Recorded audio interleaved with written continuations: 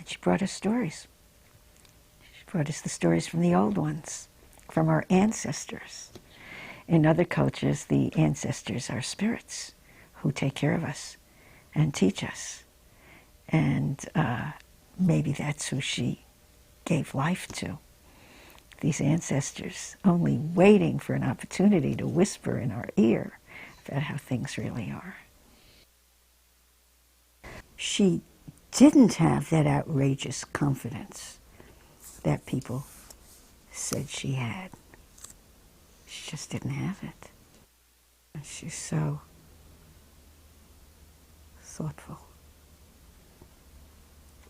You know, even the way she changes the name of her book, right? From the gods and goddesses to the goddesses and gods, isn't that what she did? Yep. It represents a change in thinking.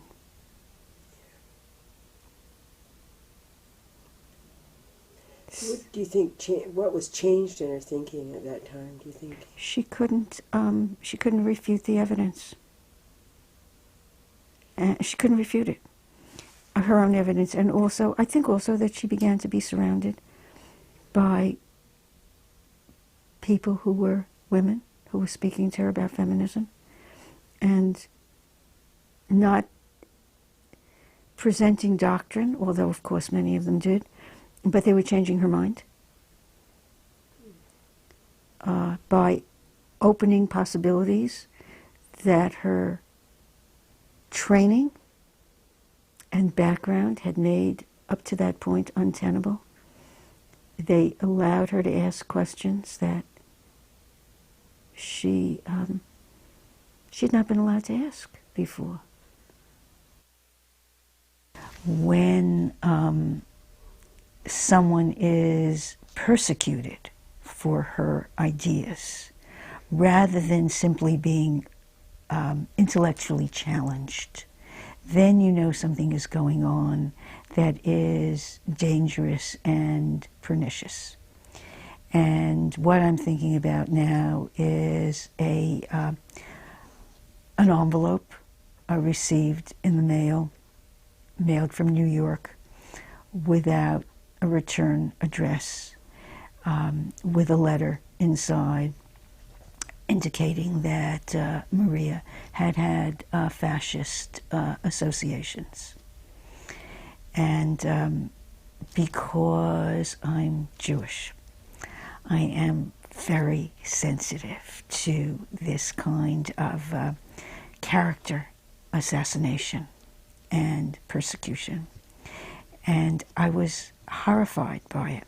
Came at a time when Marija was very ill. And because I felt so strongly, or was so concerned that Marija's illness was caused to a great extent by what she had run into from the establishment, that she was really dying of the critique that she had received. I was alarmed, not only by the letter, which was alarming in and of itself, but I was alarmed about whether she would find out about it.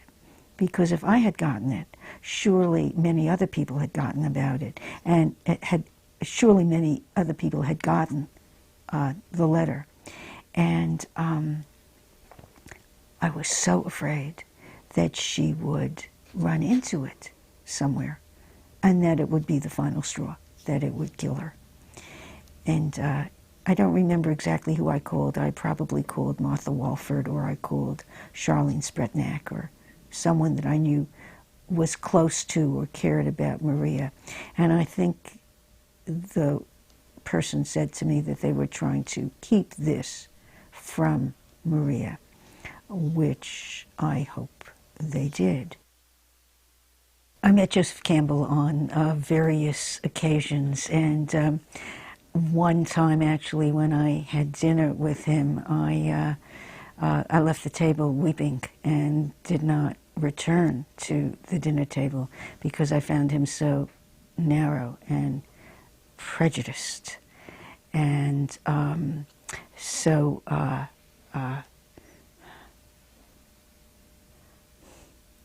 what what is the word? Racist. Let me be honest. And so I was quite moved and impressed with the ability of this very patriarchal genius to understand and appreciate Marija's work. I don't think that he came to understanding the value of her work easily.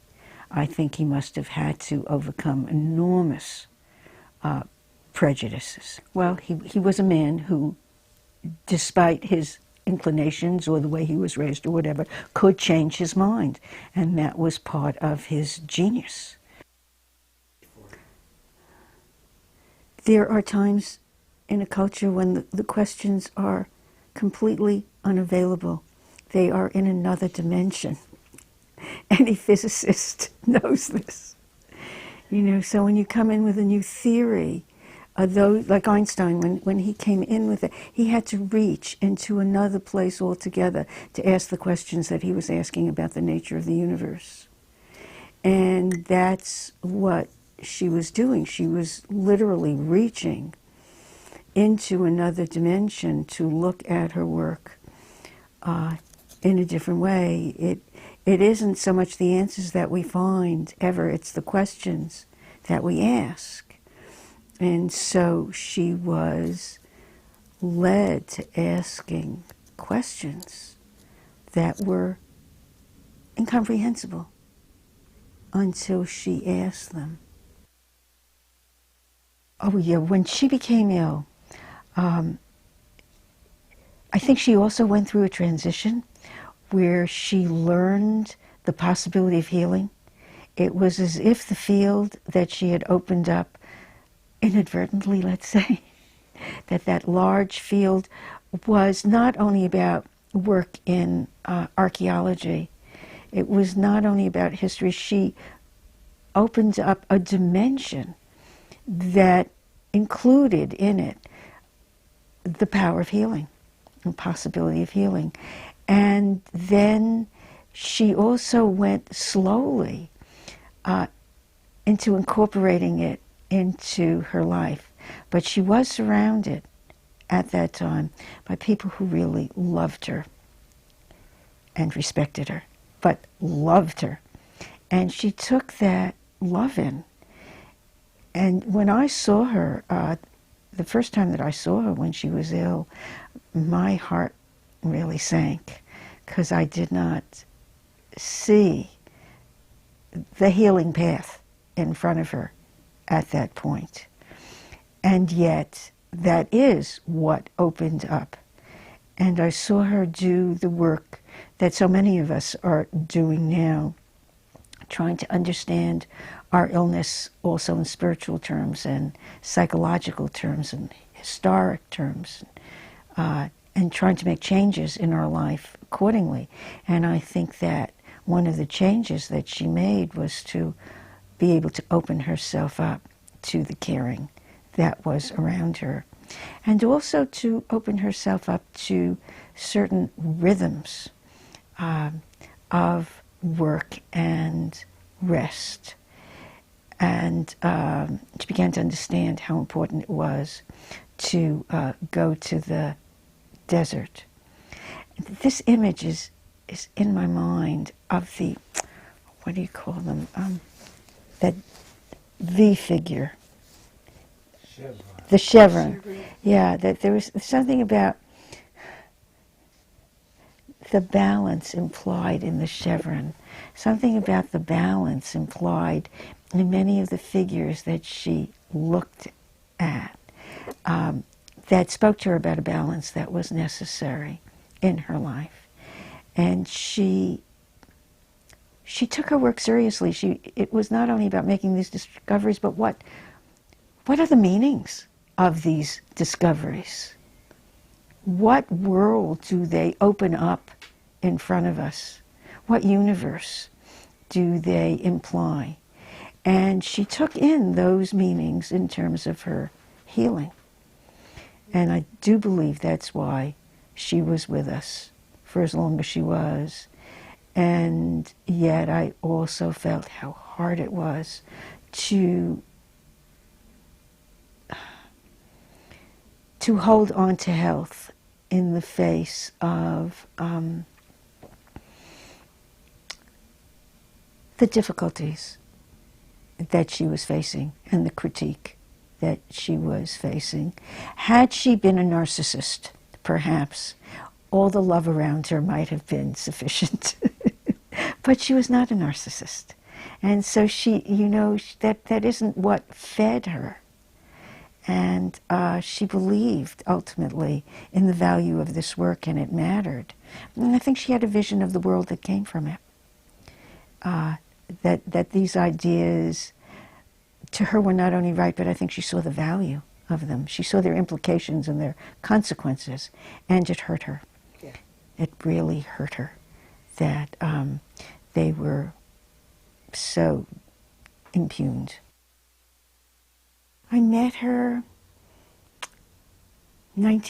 summer of 1981. I met her a few weeks before I was going to do the Eleusinian Mysteries in Greece with Steve Kent. And we had spent an entire year preparing to do these mysteries. They had not been done in 1,500 years. And they happened by accident, really, in that I had written a play. The mysteries entered into the play. The play was called Dreams Against the State.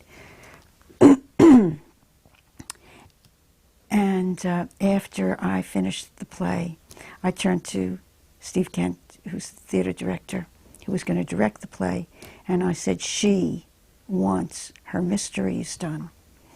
And he said, what does that mean?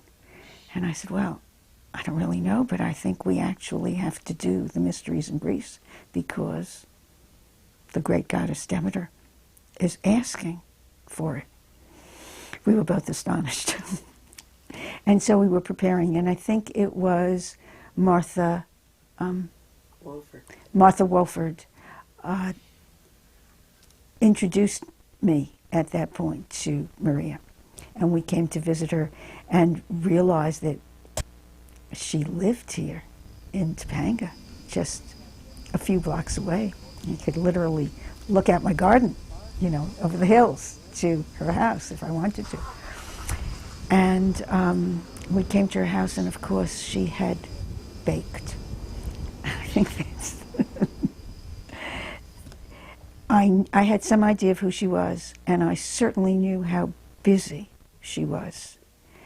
And so that was the first thing that struck me, that she carried the feminine and the nurturing and the graciousness in every cell in her body.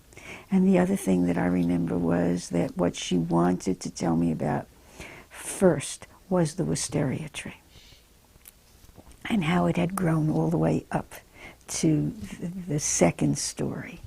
And also how with wisterias you plant the roots in the shade and make sure that the branches come out to the sun.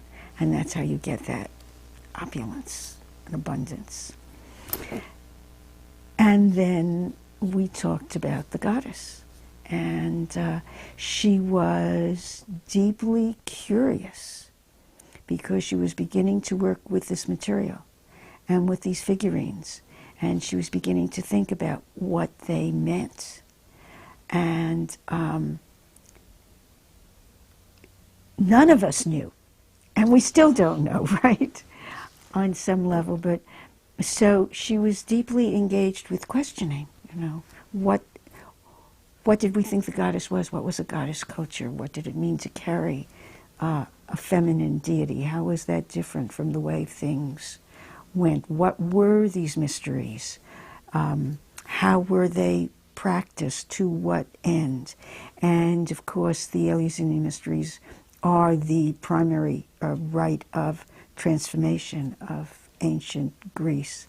And men were priests in these mysteries, but women profoundly participated. And so she was deeply interested in this. And then, to our great and enormous blessing, she showed up in Greece in the middle of the mysteries, the night of the full moon, when we were doing the Bridge of Jests up on the roof of this hotel in Athens, and the moon rose, and Maria was there. It was incredible. And she traveled with us for a few days and lectured to us about what she knew, and also puzzled with us, because though we had prepared for a year and I had read for a year to be able to lead these mysteries, it was and continues to be a mystery as to what they are and how they work. And so it felt to us as if there was a conjunction, that the spirits had brought us together in this moment, and that we received from her the wisdom that she was beginning to gather in her understanding. And I think what she received from us was some remnant or reconstruction of a goddess mystery in action. So, in a sense, we were her theater, we were her drama. And I think we confirmed for her some of the ideas that she was beginning to have about what this work was. And I was also very aware of her profound uncertainty and awe, I would say, in the face of this material.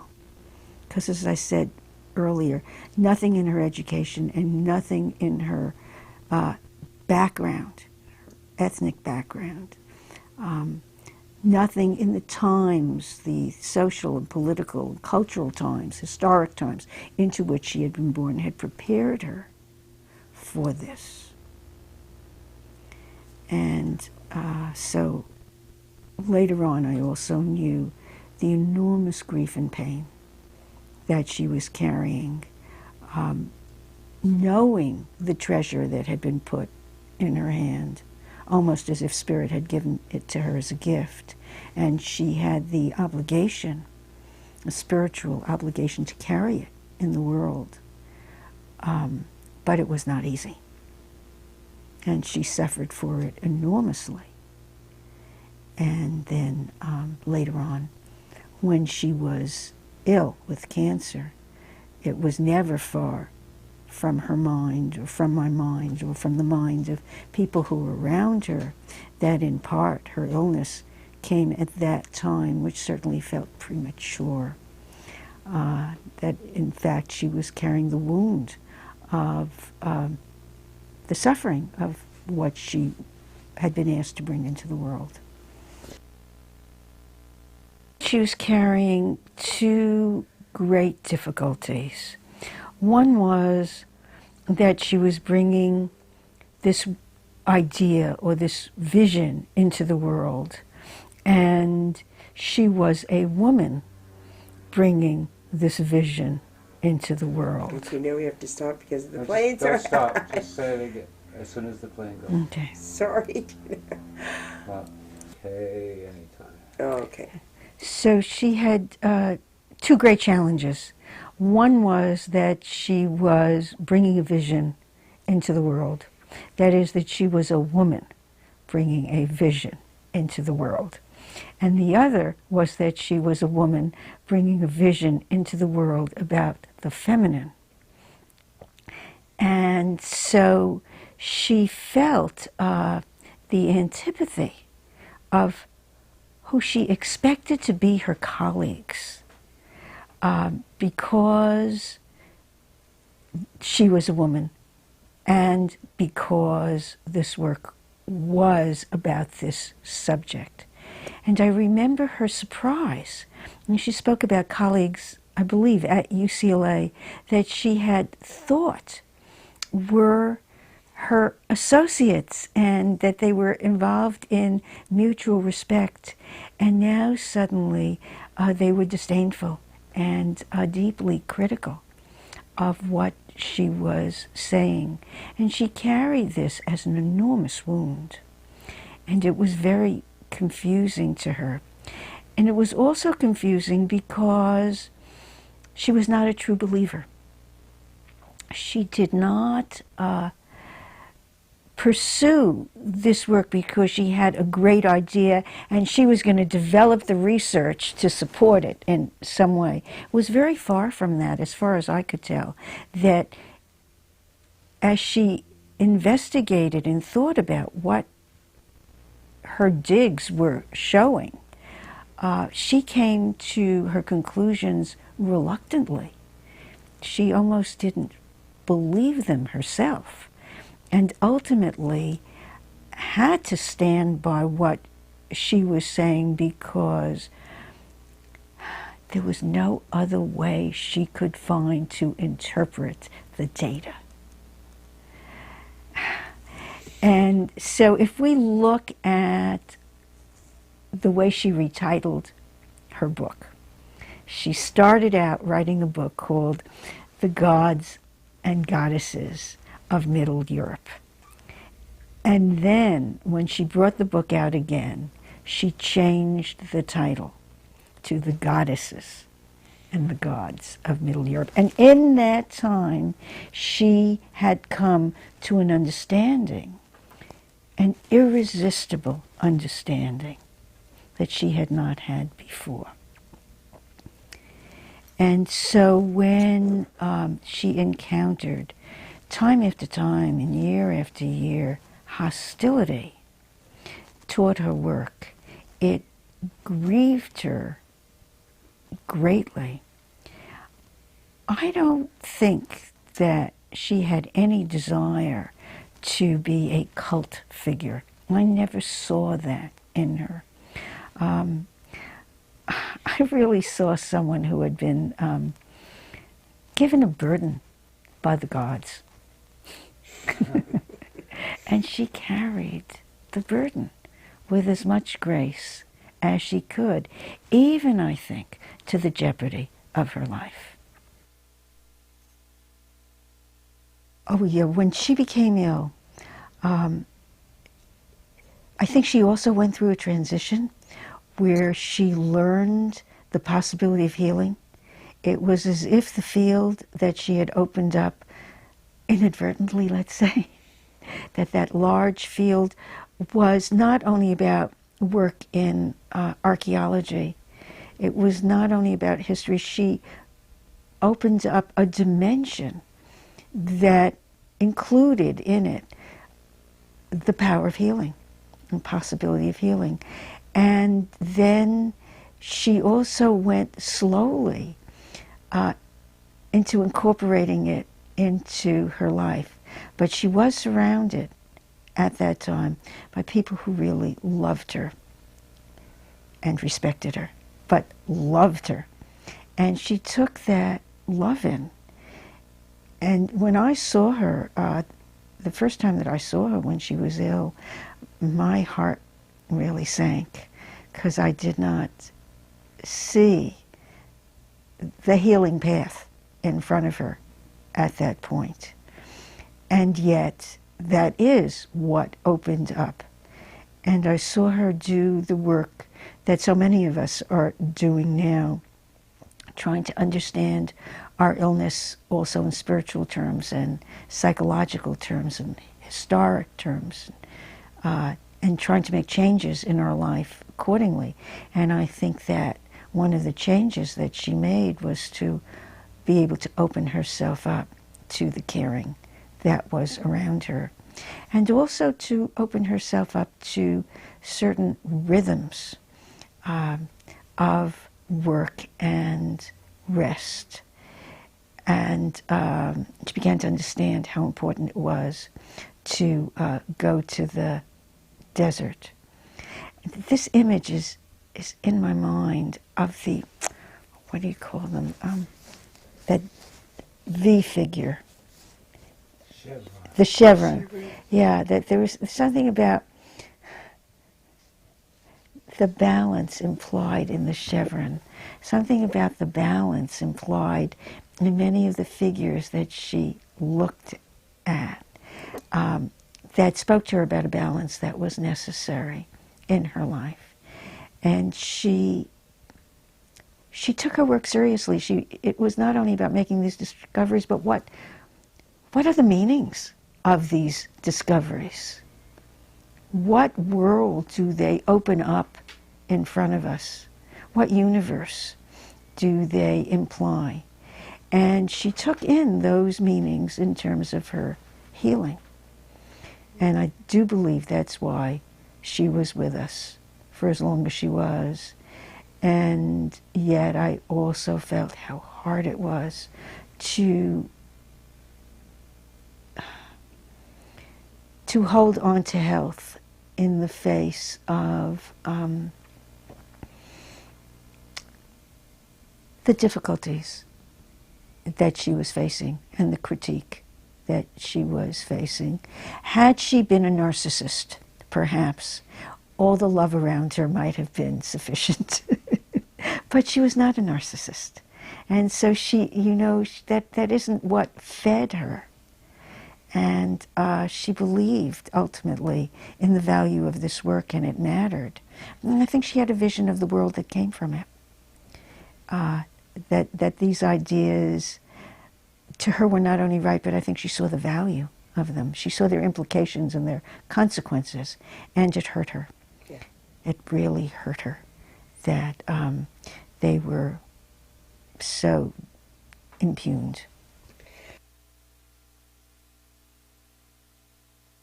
Well, I think that is actually at the core of her work, because her work is a work that premises that there was something before patriarchy, and that there was a way of seeing the world that patriarchy undermined.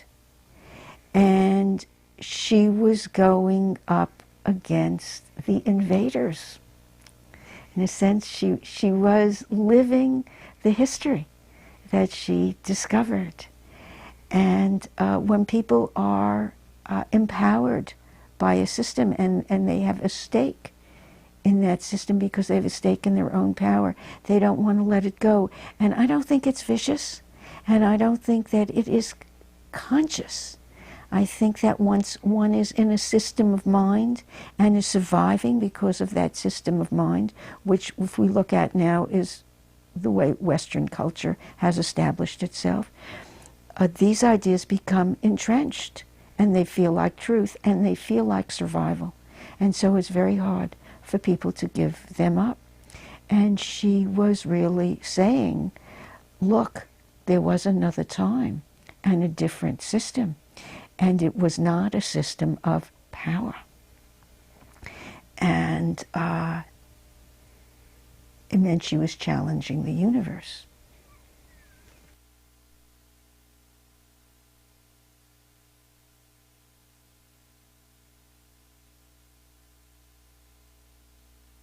Patriarchal world, despite the history of religion, is actually a human-centered world, and the gods are not part of it. And all of wisdom and possibility comes out of human activity and according to human will. And when you start speaking about a world that included the gods, you're actually talking about an inspirited universe.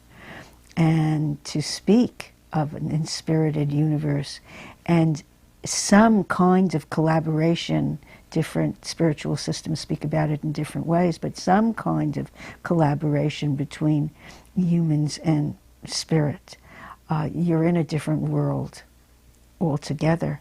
And to yield to that world or that way of looking at things, to imagine that there might be a divine principle in the universe, is to undermine some basic assumptions of materialistic science, which is that humans are the center of the universe and everything we do comes out of our will and yields, and ought to yield to our will. So Marija, by bringing in this other time, was also asking, in a way, whether it is possible to consider that the gods actually do exist, and these divine energies do enter into our lives, and perhaps more importantly, that it is appropriate then for us to live our lives according to these divine principles as best as we can, rather than using the earth and its resources and everything for our own egotistical purposes.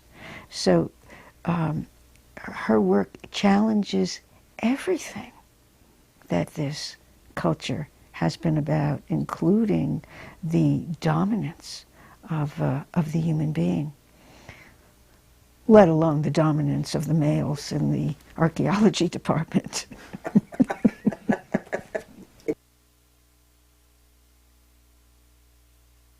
Well, I can see that to some extent, because we don't know. We can't enter fully into the minds of the people who lived so many thousands of years ago. And yet, there is a beauty to Marija's work and conclusions. And I think there must be a way to hold that the possibilities of her theories, and that there must be a way not to be antagonistic to it, and still perhaps hold another point of view.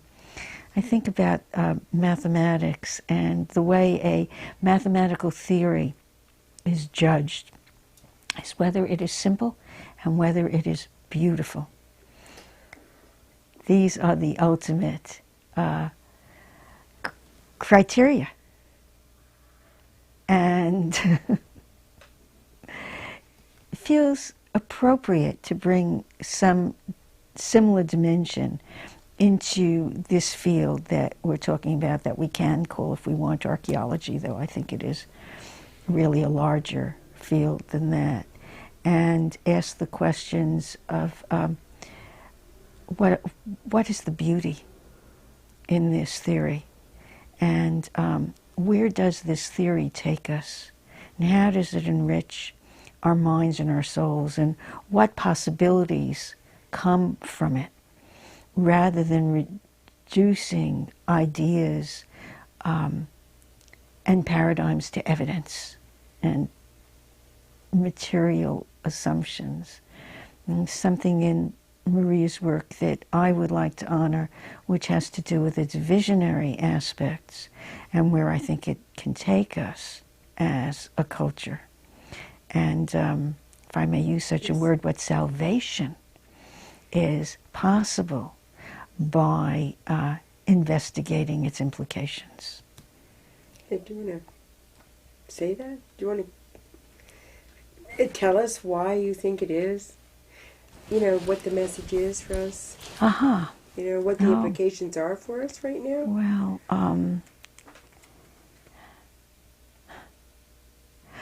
I want to start with a woman who introduced herself to me by speaking about bread and flowers. That's how she introduced herself, and that is what she offered. In a world in which we are suffering so much from the devastation of the earth that comes from economic and political greed, and comes from violence, and comes from selfishness, comes from the abuses of power. And to then find evidence of cooperative societies, and find evidence of the relationship between men and women that seemed to enhance and sustain a culture, seems very encouraging to me. I would like to think that this actually occurred. I think it is useful for me to think that it actually occurred in time, because then I know that it can occur again. And I wonder about the people who say to me that such cooperative societies never existed. of what use is this information except to encourage people in their selfishness and in their violence? Marija found, literally, the buried treasure. Yes. And she brought it to life. And tombs get robbed, treasure gets stolen, it gets destroyed, it gets used for its own purposes. That is how it is. That's how it has been. And that was, in a sense, what she was struggling against. And so we do our best. I think about the myth about the tarot cards. The tarot cards apparently were founded or were created at the time of the burning of the Library of Alexandria. And it is said that the wise people of the world came together when the library was burned and understood that we were going to pass into a time of a great danger and darkness, where wisdom and the heart and the spirit would be lost. And so they encoded everything they knew in these cards, the hope that people would use them and see them, and it would spark some understanding. So I think we have to do the same thing. I think it is not only Marija that is being disappeared, and not only women who have been disappeared. We are, in fact, in seriously dark times. And so it behooves us to carry the sparks, to teach what we can, to encode what we know in whatever forms we can, film, for example, to pass on the wisdom as best as we can, and to hold the hope that not the idea itself so much as the implication and consequence of the idea, the possibility of it, will continue, passed on as it must be, from hand to hand, from mind to mind, from heart to heart, from spirit to spirit, so that we keep the world going, which is the sacred task, by any means necessary, by any kind and compassionate and heartfelt means, really, is what I mean. That's it. So I look to a great extent to the people who are speaking about science without spirituality as being those people who are in Plato's cave and looking at the shadows on the wall and thinking that that's reality, and have not had that opportunity to turn and make their way out of the cave and understand that the sun exists out there. So we are in a particularly secular time, despite all our religious wars and carrying on. And science has not been informed, deeply informed, about the presence of spirit and what that means. And I think of Einstein at the end of his life, turning to the mystery and nevertheless believing that there's something beyond his understanding. And that's what happened to Marija. She was given the evidence of something beyond her understanding and beyond the construction that human beings had created about history. And she took it as people do when they are called to a sacred journey. She answered the call as best as she could. Think of Marija, I think about strudel, and I think about wisteria, and then I think about these goddess figures that she loved so much and that she brought to us, that are not the figures in and of themselves, but they are sacred figures. that were made with a deep sense of spirit.